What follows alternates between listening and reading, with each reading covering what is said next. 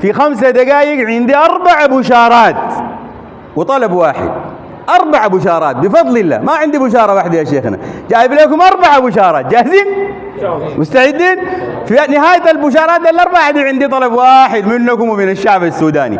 البشارة الأولى، ونحن قاعدين في حتة فيها زائرين وضيوف جايين من ولايات متأثرة بالتمرد وخرجوا من ديارهم. والله يا جماعة نحن محتاجين في السودان حبة صبر، قليل من الصبر. والله المعركة دي تكشفت وانجلت بقوة الله سبحانه وتعالى.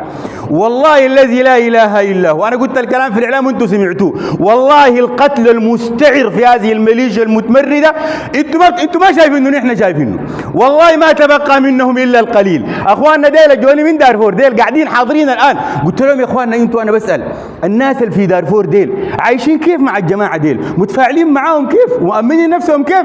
قالوا لا يا دكتور والله في الجنينة المعقل بتاع التمرد اللي عملوا فيه المذبحة التاريخية، قال لي في عربيتين قاعدات في الأمان و3 نفر لافين بس.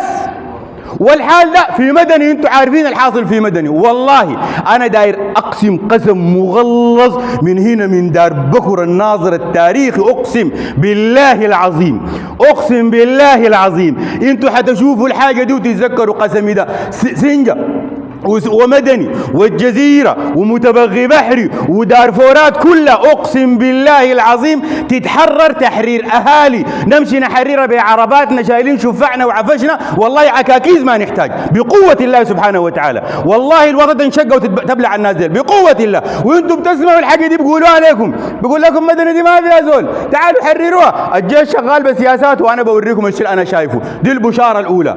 البشارة الثانية، اخواننا المرقوا من بيوتهم ونزحوا.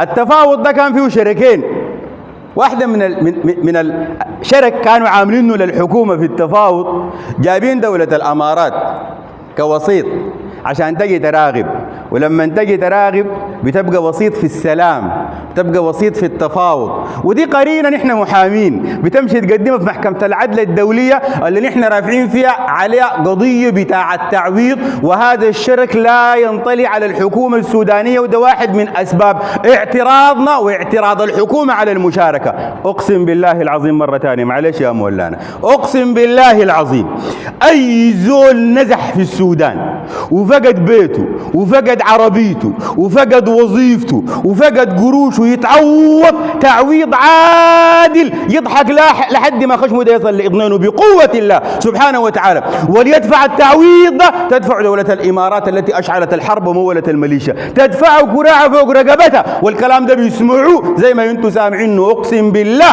السودان ده بلد المحامين والقانونيين والعلماء والمفكرين، نسكهم بالمحكمة الدولية والجنايات الدولية ودعوة في أي محفل. والله أي درهم في الإمارات ده نحن نشيله بقوة الله ونعوض أي سوداني. أنا كلام الليلة بقوله ومسجل، بكرة أنتم بتشوفوا. الله أكبر. البشارة الثالثة، التفاوض ده يا جماعة أنا ما داير أتكلم عنه، أنا قلت لكم 5 دقائق بس. التفاوض ده مقلب، ما هو ما في سلام. السلام يا هدى أنا اللي بعرفه، السلام ده بيجيب السلام، والعالم لا يعترف إلا بالقوة، والركوع ده ما في. والناس دي اللي احنا جربناهم قلنا لا للحرب، ناس مدني قالوا لا للحرب، مش وين ناس مدني ما قالوا لا للحرب، قاوموا، كان في مقاومة شعبية، كان في تسليح، ما قالوا لا للحرب، ما بينفع معهم إلا البل. كلام قلناه واضح ونقوله في أي محفل. التفاوض ده كانوا دارين يجيبوا الحكومة، يقول لا حندخل المساعدات دي ما أسلحة وذخيرة، أيوة حنمنعها، تمنعيها، حنرفع الأمر ده لمجلس الأمن الدولي عشان يطلع قرار بإدخال المساعدات بالقوة العسكرية، ويبقى ده منفذ لدخول البند السابع، أو إنه يعينوا قوة عسكرية تحرس المساعدات. الحكومة في خطوة الناس ما فهموها، خطوة أنا بعتبرها بشارة سودانية أقول لكم. أطلقت أمس قرار بفتح المعبر في تشاد. ما المعبر اللي عندنا؟ قالت المعبر ده يفتحوا، مش مساعدات، مش ماشي للنازحين، فتحنا المعبر، جيبوا المساعدات. الجماعة قاعدوا مفتحين عيونهم كده.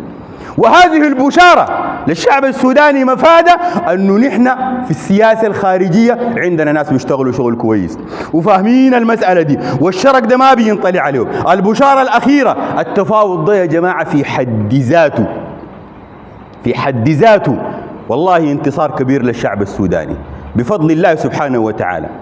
أنا لو قادر أحتل الأرض وأستلمها بالبندقية بمشي بطلب التفاوض، وأتسول لأمريكا عشان تطلب التفاوض، وأتسول لبريطانيا عشان تطلب التفاوض، والإماراتيين عليك الله قولوا نعم للتفاوض ولا للحرب، وارفعوا الشعار بتاع لا للحرب ونمشي التفاوض. هو لو قادر يستلمها القنقر زي ما بقول ما كان يستلمها، ماشي للتفاوض. التفاوض ده أنا جربته في جنوب السودان وعارفه بيعمل شنو. التفاوض ده جربه أخواننا الفلسطينيين في فلسطين وأنتم شفتوا عمل شنو. التفاوض ده وسيلة دولية قذرة لإطالة أمد الحرب وبس الروح في الميليشيا المتمردة. ده في حد ذاته انتصار بالنسبة للشعب السوداني والقوات المسلحة. لما نحن رفضنا قالوا بننتظركم، قلنا لم تنتظرونا كم يوم؟ قالوا ننتظركم 11 يوم. أذلهم الله عز وجل. والله أقسم بالله العظيم هذا الشعب العظيم استطاع أن يذل كل هذا المجتمع المتمرد المتعاون مع الميليشيا. قاعد الآن السفير الأمريكي قاعد في سويسرا في جنيف قاعد منتظر السيد الفريق البرهان ولا الوفد بتاعه. قلنا له بتنتظر كم؟ قال والله بيقعد لي 10 يوم. تقعد 10 يوم والله ما يجي قرد من السودان بقوة الله سبحانه وتعالى. ودي ذاتها مذلة كافية للعالم انه الشعب السوداني ده صامد واقف فوق القضية بتاعته. دايرين السلام، نحن ما دعاة حرب، لكن درب السلام ده عارفينه واللي عنده اعتراض على درب السلام بتاعنا ده اللي يمشي يجيبه بالطريقة اللي هو بيعرفها. نحن أصلا بنعترض على زول. انت بتعرف طريقة بتجيب السلام غير مخشمن عفن دي، امشي جيبه تعال، ما بنقول لك لا. نحن لحد ما تجيبه واقفين بنكاتل. كلمتين انتهت. عندي طلب أخير من الشعب السوداني ومنكم انتم القاعدين هنا. الحكومة محتاجة لدعم، الحكومة محتاجة لمساندة، الحكومة محتاجة تحس انه الشعب السوداني ده واقف معاه، لانه الشعب السوداني ده جواه طوابير. قبل كان معي وزير من دارفور قال لي والله اللي بيحصل في السودان ده إعادة ضبط للمصنع بقوة الله. السودان ده قاعد يتفرز، فأما الزبد فيذهب جفاء وأما ما ينفع الناس فيمكث في الأرض بقوة الله.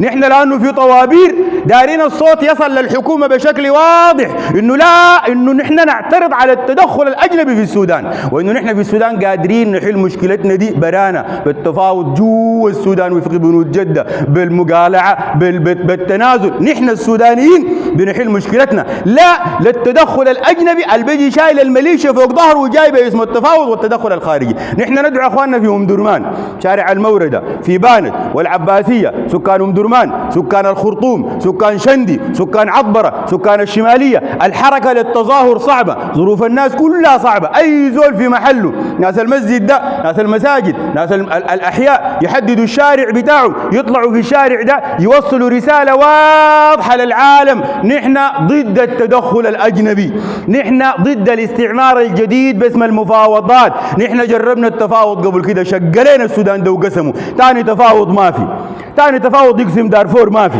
تاني تفاوض يدي زول حاجه ما حقته ما في، تاني تفاوض عشان زول شال بندقيه نقسم لنا الوطن الديوب ما في، تاني تفاوض عشان زول يغتصب حق الناس ما في، تاني بس حقي وحقك ده بالقانون، دايرينه بالقانون. يجوا للقانون عندهم حق يشيلوه، ما عندهم حق يمشوا المحاكم يتحاكموا. الرساله دي لازم تصل يا جماعه، لازم تصل. ده دورك انت انك توصل الصوت ده للحكومه وتقول انا واقف مع القوات المسلحه، نمشي لقدام. سلام يعز السودانيين، يعز النازحين المكلومين ديل، حباب والف حباب والف. لكن تاني اي حل ما بعز السودانيين ده، لا تفاوض لا سلام، ما بعز السودانيين ده، والله تدور الحرب دي ليوم القيامه ما عندنا مشكله. لكن حاجه تنزل نخرتنا دي في الواطه والله ما بنقبلها.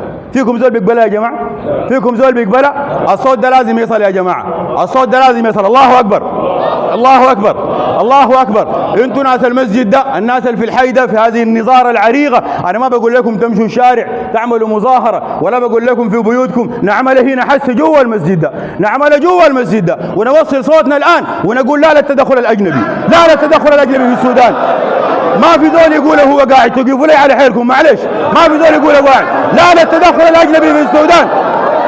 الله اكبر الله اكبر الله اكبر. لا للتدخل الاجنبي، لا للتدخل الاجنبي في السودان، لا للتدخل الامريكي في السودان، لا للتدخل البريطاني في السودان. الله اكبر الله اكبر الله اكبر الله اكبر. والعزه للسودان. جزاكم الله خيرا، بارك الله فيكم، جزاكم الله خير. تعودهم بعد اليوم على شبر من بلادنا يا رب العالمين. اللهم خذهم أخذ عزيز مقتدر يا رب العالمين. اللهم اشف غيظ قلوب المؤمنين يا رب العالمين. اللهم اشف غيظ قلوب المؤمنين يا رب العالمين. اللهم ندعوك يا الله بدموع المحرومين والمنكوبين والنازحين والمتألمين والمجروحين. اللهم اشف غيظ قلوبهم يا رب العالمين.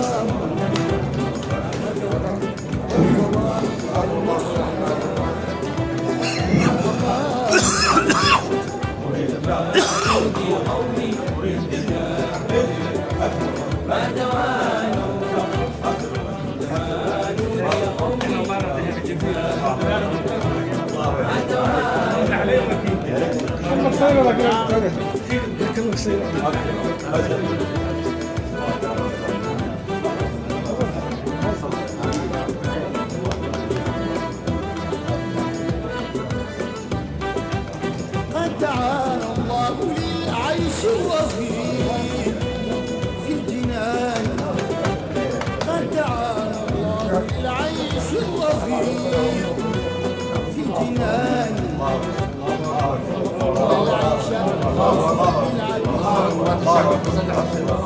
السودان، العزة للسودان، الأموال للسودان، الكبرياء للسودان، لرجاله وقوات الشعب المسلح عبر تاريخها الطويل ونضالها وأبطالها الذين حرروا هذه المنطقة وليس السودان فحسب. والله القسم اللي أنت أقسمته في قلب كل شعب السودان، وفي قلب كل شباب السودان، وفي قلب كل نساء السودان.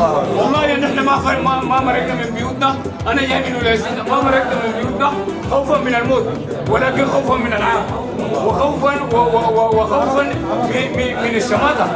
ولكن يعني الفر وراءه كر ووراءه نصر واستشهاد إن شاء الله. الله أكبر، الله أكبر، الله أكبر.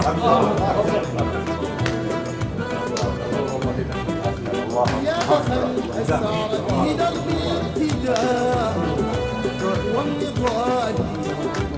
يا أخا الأسرار في درب الابتداء والنضال. اصبع من حولنا أكفاء